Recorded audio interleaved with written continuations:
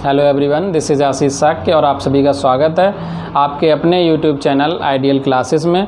और आज के इस वीडियो के माध्यम से हम ये जनरल साइंस पर हमारा ये पहला लेक्चर है जो एक न्यू कॉन्सेप्ट के साथ, और इसमें हम समझने का प्रयास करेंगे कि जनरल साइंस का इम्पोर्टेंस क्या है और इसे क्यों पढ़ना चाहिए। इसके साथ साथ ये भी ज़रूरी है, आज के इस वीडियो के माध्यम से हम ये इंट्रोडक्टरी क्लास है और इसमें समझने का प्रयास करेंगे, कोई भी एक टॉपिक उठाएंगे और उस टॉपिक को फिनिश करने की कोशिश भी करेंगे। तो सबसे पहले टाइम वेस्ट ना करके हम एक चीज़ समझ लेते हैं कि इसका सबसे पहली बात है कि साइंस पढ़ना क्यों ज़रूरी है, क्या इसका इम्पोर्टेंस है एग्ज़ाम की दृष्टि से, है ना। अगर मैं बात करूँ साइंस के, तो देखो सबसे पहले अगर मैं सिलेबस बाद में बात करता हूँ, पहले इसके इम्पोर्टेंस को अगर हम समझ लें कि इसका इम्पोर्टेंस क्या है, कौन कौन से एग्ज़ाम में पूछा जाता है। देखो इम्पोर्टेंस की बात करें, जहाँ भी अगर बात की जाती है आपकी जनरल स्टडीज़ की, ठीक है, या जनरल नॉलेज की, जीके, जहाँ पर भी एग्ज़ाम में कोई भी कॉम्पिटिटिव एग्जाम में पूछा जाता है, तो उन सभी में आपने देखा होगा एक सब्जेक्ट रहता है आपका साइंस, ठीक है।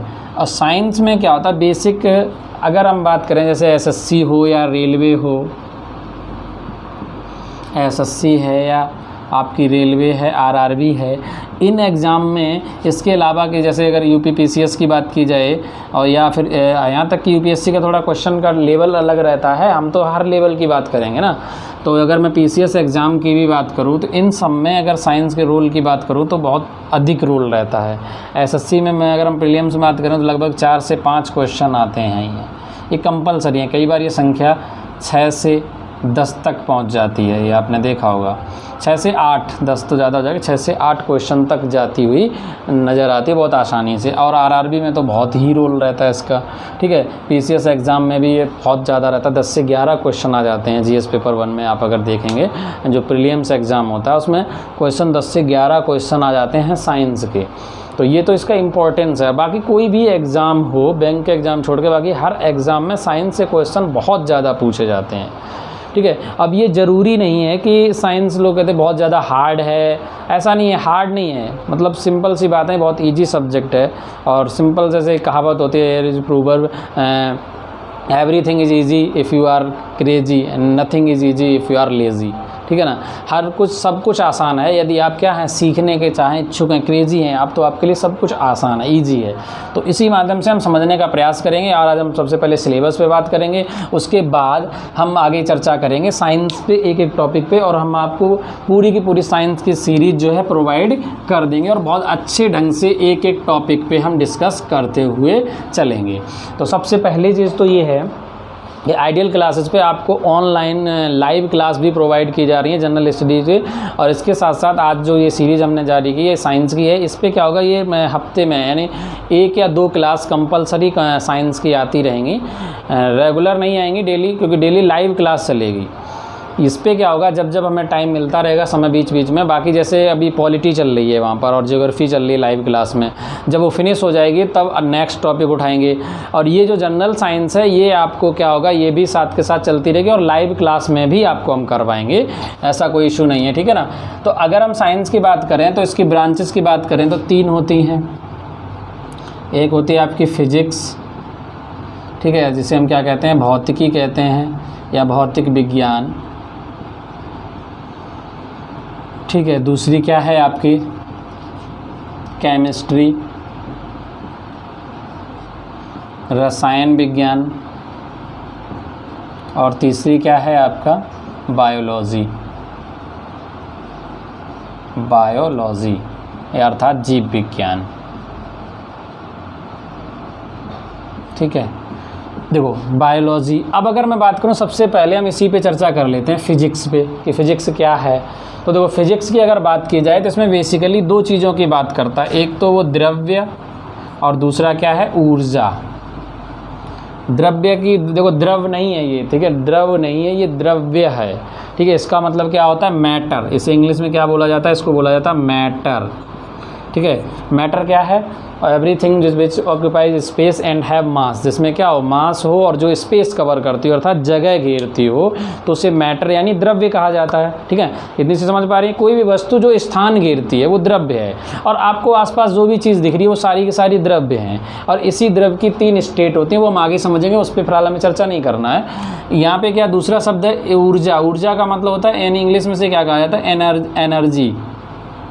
ठीक है, तो 2 चीज़ों पे बात करें, यानी द्रव्य और ऊर्जा के पारस्परिक संबंध और इनके बीच यानी इनके रूपों को अगर हम समझते हैं तो क्या कहते हैं? फिजिक्स कहते हैं। फिजिक्स में क्या होता है, यानी भौतिक विज्ञान के अंतर्गत द्रव्य एवं ऊर्जा के विभिन्न रूपों का अध्ययन किया जाता है, उनके पारस्परिक संबंधों को स्टडी किया जाता है। उन सबका अगर अध्ययन करते हैं तो उसे हम क्या कहते हैं? भौतिकी कहते हैं। अगर हम इसके फादर की बात करें, यानी जनक जो हैं, भौतिकी के जनक किसको कहा जाता है? तो आप लोग याद रखना, भौतिकी के जनक को न्यूटन कहा जाता है। हालांकि इतना इंपॉर्टेंस नहीं है इसका, लेकिन हम एक एक पॉइंट को समझते हुए चलेंगे तभी तो आगे समझ आएगा। अभी हम पहले डेफिनेशन से स्टार्ट करते हुए फिर आगे बढ़ते हुए चलेंगे, एक एक पॉइंट को समझने का प्रयास करेंगे, और मैं बताऊंगा अभी एग्जाम में क्वेश्चन कहाँ से पूछा गया है और कौन सा क्वेश्चन एग्जाम में आता है। ठीक है ना? आई होप आप इतनी चीज़ समझ पा रहे होंगे। ठीक है ना? दूसरी बात करते हैं हम केमिस्ट्री। ठीक है, केमिस्ट्री की अगर बात की जाए,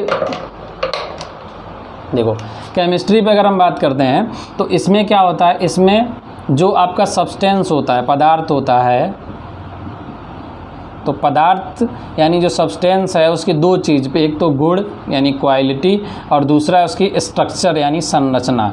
तो किसी भी पदार्थ का क्या किया जाए, एक तो क्वालिटी, बाइलैंग्वेज चल रहे हैं हम, क्वालिटी, दूसरा क्या है उसका स्ट्रक्चर, जिसमें अध्ययन किया जाता है, तो उसे हम क्या कहते हैं? उसे रसायन विज्ञान कहते हैं। अर्थात रसायन विज्ञान के अंतर्गत क्या होता है? किसी भी सब्सटेंस की क्या किया जाता है? क्वालिटी एवं स्ट्रक्चर का स्टडी किया जाता है, उसे हम क्या कहते हैं? केमिस्ट्री कहते हैं। अर्थात रसायन विज्ञान के अंदर क्या होगा? सिंपल भाषा में कहें, किसी पदार्थ के गुण एवं संरचना का जो अध्ययन करते हैं उसे हम क्या कहते हैं? रसायन विज्ञान कहते हैं। ठीक है ना? इसके अगर फादर की बात की जाए, जनक की अगर हम बात करते हैं, यानी फादर कौन थे, तो इसके फादर हैं लेवासिए। लेवासिए को क्या कहा जाता है? फादर ऑफ केमिस्ट्री कहा जाता है। ठीक है ना? लेवासिए। ठीक है ना? बायोलॉजी के अंदर क्या किया जाता है? बायोलॉजी के अंदर सिंपल भाषा में कहें तो पेड़ पौधों एवं जंतुओं का अध्ययन किया जाता है।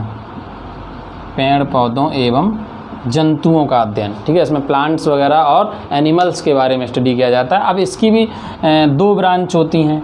ठीक है, एक कौन होती है? जूलॉजी, और एक क्या होती है? बॉटनी।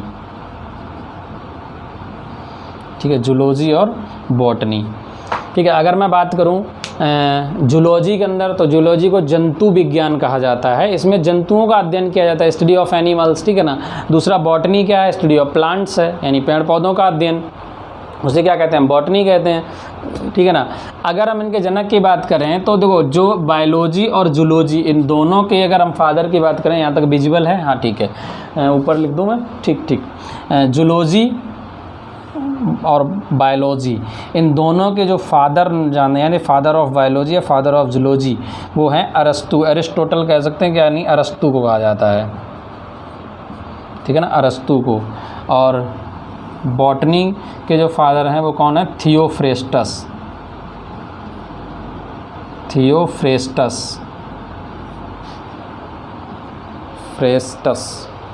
ठीक है, ये क्या है? फादर ऑफ बॉटनी है। ठीक है ना? आप इनका स्क्रीनशॉट ले लो एक बार, मैंने आपको सारे के सारे पॉइंट बता दिए, आप इनका स्क्रीनशॉट ले सकते हैं, फिर हम आगे बढ़ते हैं। ठीक है, आई होप आपने स्क्रीनशॉट ले लिया होगा, मैंने आपको पर्याप्त टाइम दिया।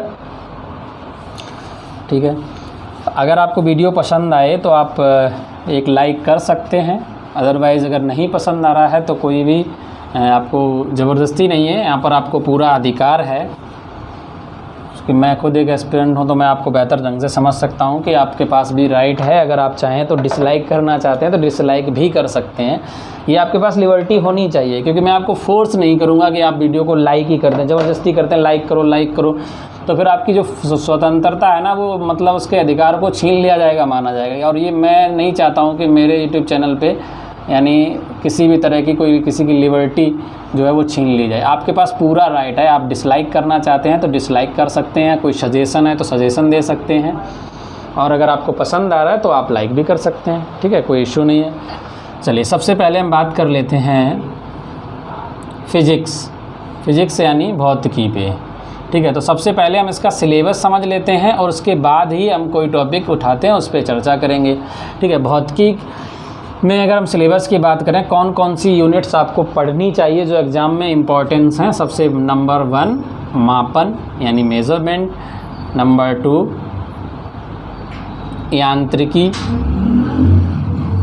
बहुत इम्पोर्टेंस है, वैद्युत, नेक्स्ट प्रकाश,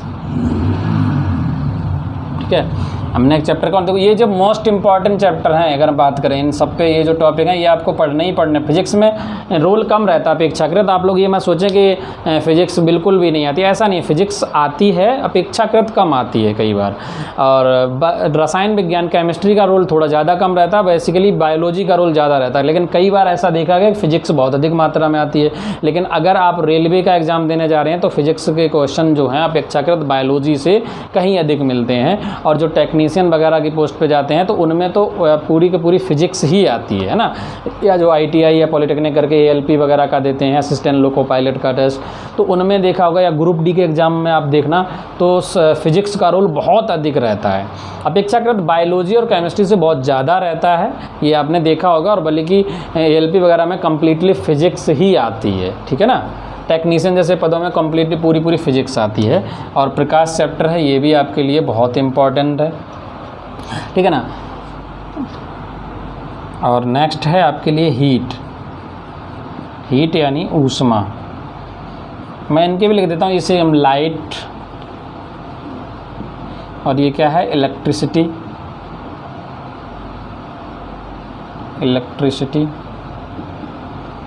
मैकेनिक्स, ये है मेजरमेंट,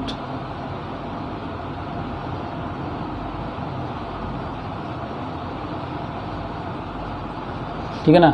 ये आपके यूनिट हैं जिन पर हम बहुत अच्छे से डिटेल में चर्चा करने वाले हैं। और लास्ट में हम विविधि तो नहीं कह सकते, लेकिन यंत्र एवं उनका क्या के उपयोग, और एक और पढ़ेंगे आविष्कारक यानी आविष्कार एवं आविष्कारक, भौतिकी में कौन कौन से आविष्कार हुए और उनके आविष्कारक कौन है, ठीक है ना, उन पे भी चर्चा कर देंगे। ये होता है अप्लायंसेस एंड इनका यूजेज, तो इन पे भी बहुत अच्छे से चर्चा करेंगे। तो ये आपका सिलेबस है, आप चाहें तो फिजिक्स का ये स्क्रीनशॉट ले सकते हैं। फिर हम आज के इस वीडियो में हम मापन को समझने का प्रयास करेंगे। ये सिलेबस आपको मैं कंप्लीट कराऊंगा विधिवत, पूरा एक एक टॉपिक कंप्लीट कराऊंगा। और हर वीक में एक ना एक वीडियो हमारा आता रहेगा, 1-2 कम्प्लीटली, ठीक है ना। पूरा कंप्लीट सिलेबस आपको कराया जाएगा और बहुत अच्छे ढंग से आप इनके नोट्स बनाते रहना। और लाइव क्लास आप हमारी ले सकते हैं, यूट्यूब चैनल पे लाइव क्लास भी चल रही है, जिसमें अभी जो क्लास चलती है वो कंटिन्यू किस किस के लिए चल रही है, एक तो पॉलिटी के लिए और दूसरी जियोग्राफी के लिए, ठीक है ना। अभी 2 टॉपिक चल रहे हैं, इसके बाद हम आगे के जो हैं हिस्ट्री एंड इकोनॉमी के उठाएंगे, ठीक है ना, इकोनॉमी पे चर्चा करेंगे। अभी जो हमारी लाइव क्लास चलती है वो कौन सी चलती है, पॉलिटी पे और जियोग्राफी पे, ठीक है ना। इसके अलावा अगर आप हमें कंप्लीट सिलेबस लेना चाहते हैं, UPSI या UPSSC जनरल बैच ज्वाइन करना चाहते हैं, तो टीचमेंट पे भी लाइव क्लास चल रही हैं। टीचमेंट पर लाइव क्लास चल रही हैं, लगभग 60+ लाइव क्लास कंडक्ट हो चुकी हैं वहाँ पर।